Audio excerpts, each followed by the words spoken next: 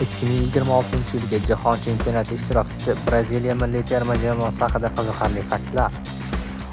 Braziliya Janubiy Amerika qit'asida joylashgan mamlakat bo'lib, poytaxti Braziliya shahri. Braziliya futbol assotsiatsiyasi CONMEBOL tashkiloti a'zosi. Braziliya milliy terma jamoasi barcha mundiallarda qatnashgan yagona terma jamoadir. 23 bor o'tkazilgan mundiallarda 23 bor qatnashgan. Dastlabki ishtirokini 1930-yilda Urugvay mundialidan boshladi.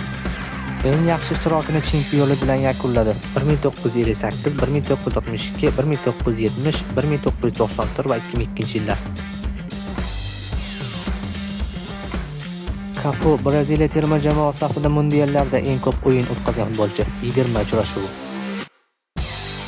Ronaldo Braziliya terma jamoasi safida mundiallarda eng ko'p gol urgan futbolchi, 15 ta gol. Braziliya terma jamoasi safida eng yosh mundiallarda maydonga tushgan futbolchi ko'p Pele hisoblanadi. Eng keksa futbolchi esa Bebeto 34 yoshda. Jahon chempionatida C guruhidan o'rin egallab, uning raqiblari Marokash, Gaiti va Shotlandiya. Birinchi turni Braziliya terma jamoasi Marokashga qarshi markaziy bahs bilan boshladi. Ikkinchi turda Gaiti bilan, uchinchi turda esa Shotlandiya bilan bahs olib boradi.